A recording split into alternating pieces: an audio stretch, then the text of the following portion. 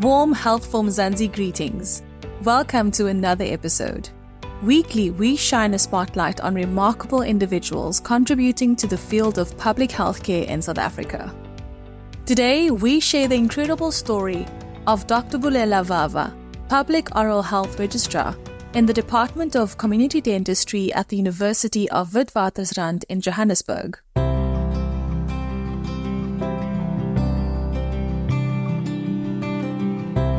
Despite being teased by his brother as a child for a misaligned tooth, Dr. Vava transformed his early experiences into a passionate career in oral healthcare and advocacy.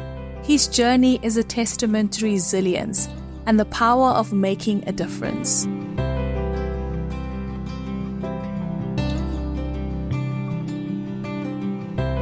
Dr. Vava, thank you so much for joining me here on the Health of Zanzi podcast. It is such a pleasure to have you with me. The person who referred me to you was raving about the work that you do within the healthcare sector. And I was like, I have to get this guy on the podcast. So welcome. Thank you so much for taking the time to chat to me. No, thank you, Dawn. I like to start just with growing up years, a bit about your family, some childhood memories. What drew you to initially wanting to join the healthcare sector? Well, I don't have any childhood memories. I was born an advocate. Just a joke. I love that. I mean, I've been on the straight and narrow trying to save the world. But to be honest, I'm a son, born to two parents, obviously, and joined by 3 other siblings. We're all male. So you can imagine how that growing up in a household where the only female was my mother, anything from fighting over the remote, fighting over certain privileges, what you didn't get, what they got, a very competitive energy, somewhat violent, I'd say, punches flying around every now and then. Grew up in a home, normal childhood. From my early years, I think I kind of always developed a sense of taking responsibility around wanting to see others doing well, wanting to make sure that everybody else is okay, learning maybe way too early to sacrifice for the sake of the greater good. But I guess that was all shaping me for the kind of work I'm doing now. One of my only memories I remember was the fact that growing up, my brothers used to tease me. I mean, this basically happened when I was turning 10, 11, I think. And they used to tease me a lot and called me Toothy because I had a retained canine that was malaligned. And whenever I smiled, this canine would stick out. And they called me Toothy. I hated it. And I never knew that one day I would be working around many, many, many teeth. Wow, I must say that does seem quite a bit like you were destined for the sector. Despite trying to fight it off, dentistry became, I guess we can talk about that later, but it was not actually a choice, really. Yeah, no, definitely. I think so many of the people within the healthcare sector that I speak to share your sentiment in that they decided that they wanted to enter it from a very young age. And many people prayed about it. And I think it was kind of just on your path before you even knew it existed for you. So I definitely believe in that. Can you maybe share with us, just a bit of your journey from being a dentistry student to becoming a leading advocate for oral health equity in South Africa? My journey into dentistry is not so different to many who have shared it before. And that is, I actually wanted to do medicine. I mean, for a young man coming out of the former Transkei in a town in Mthatha, your path was always determined. If you want to succeed, be a lawyer, be a chartered accountant, take up medicine, or be an engineer. And those were the conversations when I was in high school. Unfortunately, I didn't make it into university or into my chosen program the first time around. Spent a little bit of time studying biological sciences, but of course I didn't like it. I wanted medicine. Spent a year studying biological sciences, applied for medicine. Unfortunately, at the time, you know how competitive it is to get into medicine and dentistry. So I got feedback from the University of Pretoria telling me that I had received a place for dentistry and that I was on the waiting list for medicine. So for a young man who didn't grow up, the opportunity to treat that presented itself as a surety was the one I went for. I remember picking up the phone and calling a friend of mine who was already in her first year, and I didn't even know what dentistry was, believe it or not. And I asked her, hey, tell me, what is this thing? Should I do it? And she gave me 2 very important things at the time, I remember. She said, don't worry about it. You're going to get a title. You're going to get money. Or 3, you're going to get money. and you are going to have time. You're not going to work all those long, late hours like doctors do. And I said, you know what, sign me up. And that's how I ended up in dentistry. At the time, the curriculum was quite different. We used to do 2 years of joint medicine with the medicine students. And then you only started dentistry in your third year. So after that, third year came, I was shocked out of my mind. Remember, I said I didn't know what dentistry was. So when I got into the hospital and I saw what I'll be doing for the next 3 years and perhaps for the rest of my life, it was a culture shock.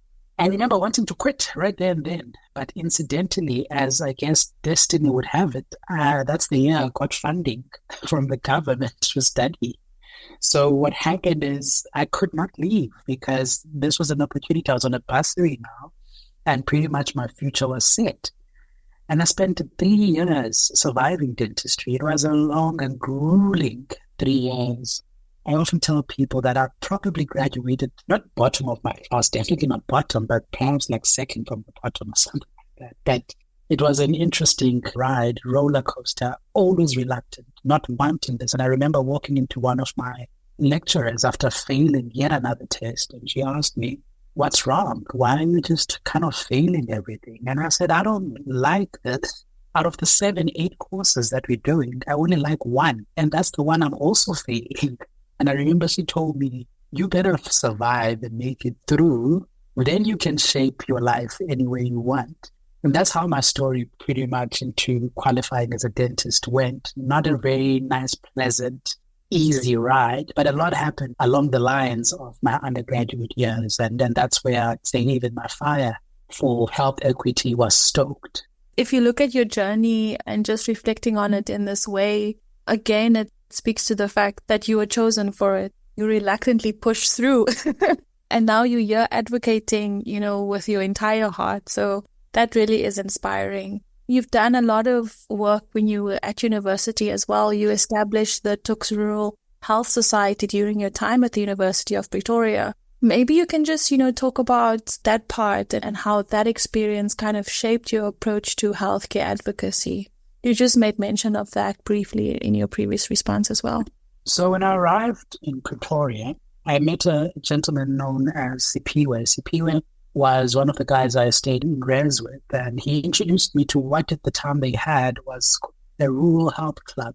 They were just like a handful of guys who pretty much just, had a food garden and would attend a few community events, all in the name, of course, of trying to promote health and trying to raise awareness about rural health. So I had no idea. It happened, of course, that I joined this handful of people, and this, I think, was 2011. And then 2012, I had the pleasure and opportunity to go to a rural health conference, which was held in the Free State. And for the first time, I got to see what inequality looks like within the healthcare system. And I got to listen to these tales of people making a difference with close to nothing, and being able to make an impact to entire communities. And I was inspired right there and then. And when we came back, unfortunately, CP was a senior, and eventually this club pretty much kind of disintegrated into nothing. But of course, my fire was refusing to follow suit. And at the time, I had a bigger plans. I said it was not going to be a handful of people. This is going to become an entire society. And I remember walking into the dean's office at one time and telling him about these plans and what we want to do and asking for his support. And of course, I was sanctioned and I was given permission to carry on. And we established the Tuks Rural Health Society. And I think at some point we had about 30 odd people who were part of the society. But unfortunately, the society could not outlive my presence in the university. Well, as soon as I left, I think it survived for a year or two and then kind of also just started dwindling off. And that was the history of the Tuks Rural Health Society. So after leaving, of course, I was very intimately involved in rural health advocacy broadly. And those were very exciting years of my life. Is this when you also established the Public Oral Health Forum? Did that come late? I'm just trying to kind of get a timeline of what happened when. And maybe just when you talk about, the issues when it comes to rural communities, maybe you can highlight some of the, the biggest challenges in providing oral health care to poorly resourced settings. And how do you approach, overcoming these challenges? What do you advocate for day to day? So I'll probably try and answer your question in two parts. And the first is what happened beyond my graduation and when did this Public Oral Health Forum come to be? The Public Oral Health Forum actually came much later on. I mean, I graduated in 2014 and 2050 concept dentist working out in rural Eastern Cape in an area known as Libode. And at the time, I was the sole dentist for minimum 200,000 people. Remember, I serviced from all the way from Libode to another jurisdiction of Milady and as far as an area called Port St. John. And I did outreach further into deeper and rural communities. And at the time, of course, I was much involved. So I happened to have made connections at the time when I had attended the conference in the Free State. I attended subsequent conferences after that. And of course, my ties to rural health became much stronger. I mean, when I was ComServe, I then was appointed by the Rural Doctors Association as its student liaison. What we were trying to do, we're trying to improve relationships amongst the student rural societies across the universities. And I mean, at the time, I also tried to invest a bit of my time trying to establish one at Walter Sisulu University in Umtata. So what happened is, for the most part, I was actually working hand in hand, learning a lot about the power of advocacy through an organization known as the Rural Health Advocacy Project, which is an organization born of the joint efforts of the Rural Doctors Association, Section 27, and I forgot another entity. I think it was the WITS Rural Health Consortium or something like that. So I worked very closely with them. We were going into communities. We were holding community imbizos, listening to its issues related to access to healthcare services. And I mean, where I was working at some point, I remember walking into the CEO's office and the hospital was down to only 2 doctors. Struggling to recruit anyone to go and work there. And I remember saying to the CEO, you know what, I know people who can help. Let me write this motivation letter for you and let's get things done. And I remember I wrote at the time the letter for the CEO and then she put it through the system to her superiors. We were asking for permission and also an allocation of rural doctors. So at the time, there was a nice project from an organization, I think called AHP. And they were pretty much doing rural placement for foreign trained doctors. So soon after that, a few guys joined us. I recruited friends. Before we knew it, the hospital was kind of adequately staffed and things started moving forward, actually. So after spending much time doing rural health advocacy work, it was during this time that I was identified by the Atlantic Fellows, an international program based at the Atlantic Institute in the UK. I was identified to join the first cohort of Health Equity Fellows in South Africa for a program that would be based in an organization known as Decano in Cape Town. So I went there together with my colleagues from RAP and one other lady from a rural-based community project called One to One in Yoneni. So what happened at that point is that we applied, we were successful, I got into this program. Now, remember, I joined the program because I'm a rural health advocate.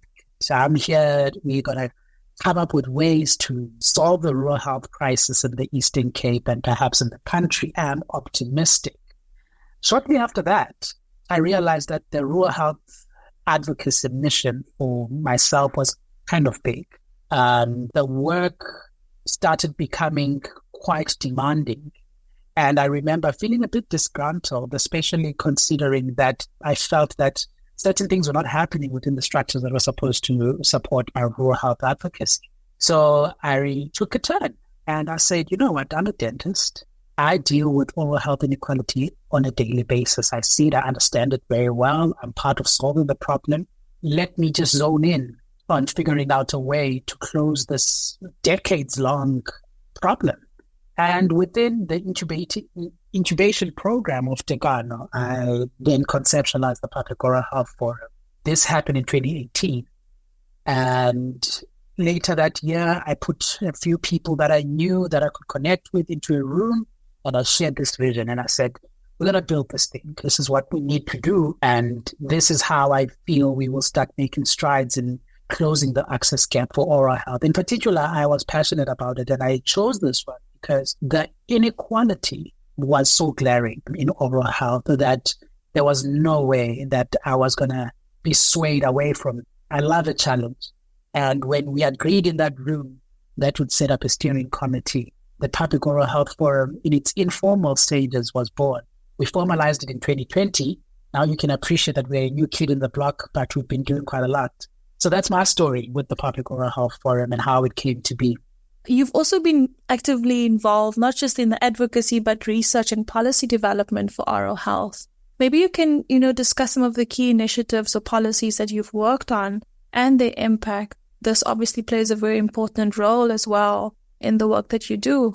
One thing I can tell you is that I probably won't be able to answer the impact question because we are a long way from talking impact in as far as oral health is concerned in South Africa. And the reason for that is simple. I'll take an example of a process that I was kind of partly part of. And that was, I remember around 2018, there was a draft document circulating of the National Oral Health Strategy. And we were starting to engage that conversation around what we would like to see, what the strategy should look like, what's the plan for oral health in South Africa. But beyond that, an example is that the last population-wide survey that we've had in this country to assess oral health and have a look at oral health pretty much was the latest we had was done in 2000, and that was only for children. The population-wide one, which included adults, was done only in 1989. So you can appreciate after so many years that we still don't have a survey. People are rendering dental services everywhere.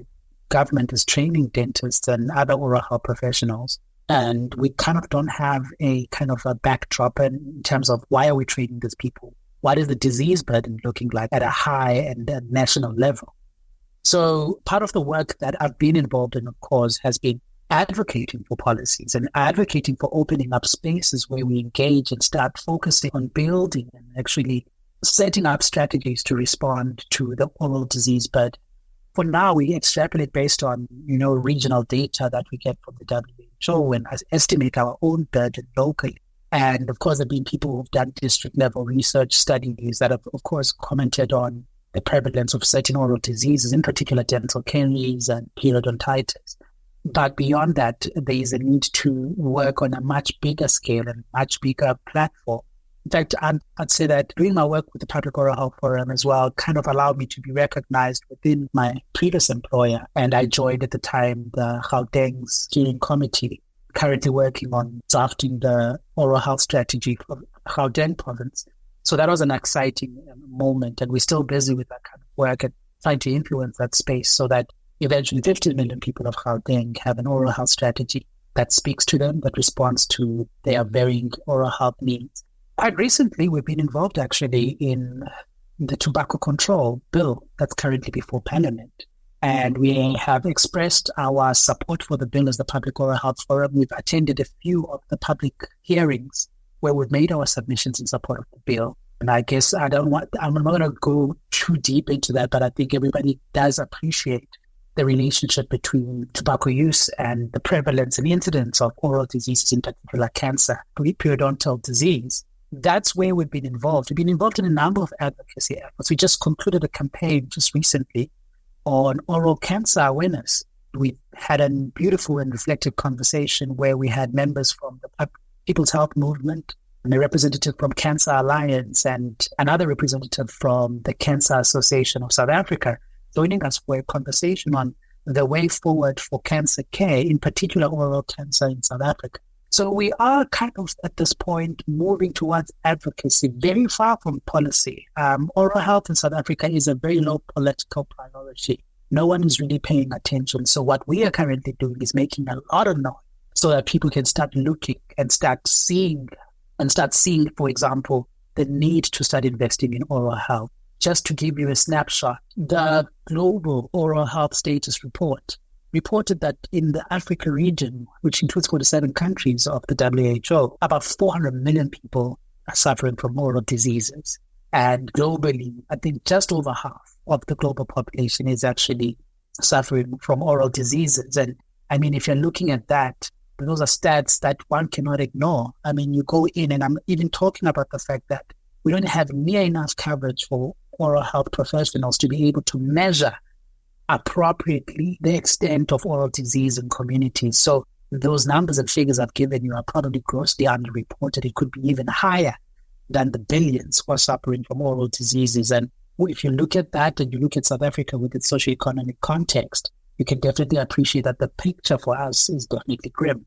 You've actually in part answered my next question, which has to do with, the role that oral health plays in addressing broader social issues, but also how we can better integrate the oral health into discussions about public health and society equity generally. If you can just maybe highlight more of that for us in your experience, Dr. Vava.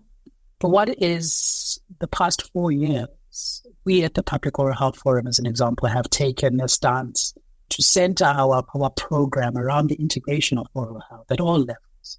And I think I'll start internally and then have the health conversation with you. Which body doesn't have a mouth? But the way in which we've thought about health and the way in which we've conceptualized and understand health has often ignored the mouth as part of the general makeup. And so often you'll find that in terms of understanding general well-being, oral health is often left out of the conversation. So there's been growing interest in a growing movement globally, especially advocating for returning the mouth back into the body, because you cannot have a body without a mouth. And let's have that conversation. And there's been interesting research coming out from the global north and global south studies demonstrating clearly the relationship between oral health and general health, with links to mental health, cardiovascular health, diabetes, you name it, all being related to oral health as well. So as a result, we've been focusing really on strengthening our argument for the integration of oral health at all levels. Our call, I'll call it that, has been oral health at all levels for all populations. And we've been wanting to integrate it into the broader discussion. And of course, the social justice argument for oral health is very clear. It's an inequality problem. Oral health is not a privilege for the wealthy and the few. Oral health is a right for everyone. We've been calling for the progressive realization of this right and continue and an investment in improved access to oral health services for all who need. And I guess looking at it from that angle, one cannot deny that oral health is also a social justice issue. It's an inequality issue. It's an issue that brings to the fore discrimination of persons based on income, their ability to afford to access certain services. And as a result, you often find that there are disparities in terms of the quality of services between the private and public sector when it comes to oral health care. And we are calling and sounding the alarm on this, that we cannot have substandard public oral health care for the people of South Africa. The people of South Africa also deserve dignified oral health care. They also deserve the opportunity to interface with an oral health care system that sees them beyond their needs, that recognizes that they too are deserving of dignified oral health care services, and that we must put an end to this butchery type oral health care that much characterizes public oral health in this country. Dr. Vava, I hear your passion. I think I hear your heart. I'm so happy to have been able to play my little part in sharing some of your story and a lot of your advocacy work. As someone, with nearly, a decade of experience, I think it's actually more than a decade in the public oral health sector, what advice would you give to aspiring healthcare professionals who are passionate about addressing these health disparities and promoting health fairness? The only thing I can say to them, find others like you. It becomes very lonely in the healthcare sector within the South African context to take on the huge task of wanting to fight for better care, not for you, but for others.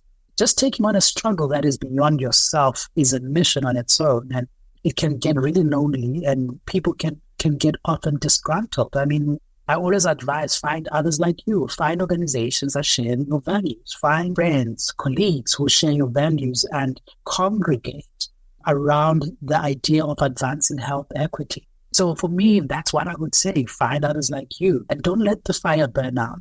If we look back to the story, or rather to the same conversation, reflecting back on my own journey, I realized that the one thing that kept me going was this undying fire, even in the face of adversity and opposition. I mean, when we started the Public Oral Health Forum, which has now more than 350 members and affiliates, there were naysayers who said this was not going to go anywhere. I mean, people had tried before, but look at us, 50 decades onto dentistry, taking on something that people thought would never be able to be faced head on. And the only reason it has worked is not because I'm some rock star, or not because I'm actually such an amazing cowboy, but it's because I've been able to understand the power of congregating and collaborating with others like me who share the same passion And if they don't share the same passion, at least who share the same frustration. And that has allowed us to come together and figure out, how do we solve this problem? How do we get together and band together to be able to respond to the issues that are facing us and that are facing the healthcare system within our country?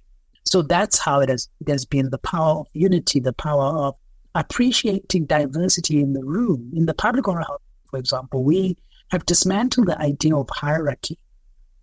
We've got 5 different cadres of oral health professionals, but we are all equals when we're sitting around the table trying to solve South Africa's oral health problems. And that is important because each and every one of us understands we've got something to contribute, but at the same time, we are calling to be recognized for that contribution as an equal, not as a subordinate, waiting for some captain to back orders at us. So I'm loving the kind of work we're doing. And for those who are healthcare champions doing amazing work, let them congregate. Let them find others like them. Let them actually align themselves with people who are in support of what they're doing. And if they have to do it alone, they must never allow that fire to die out.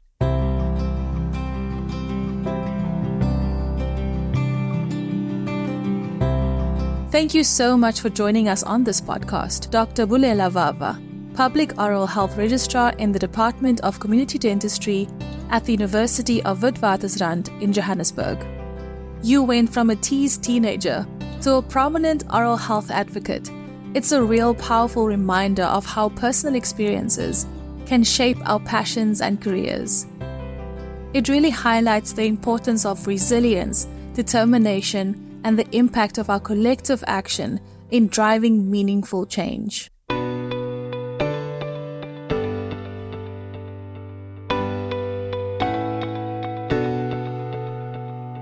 Until next time, greetings from me, Don Numdu, our technical producer Megan van der Vent, and the rest of the #Team Health for Mzansi. Stay inspired.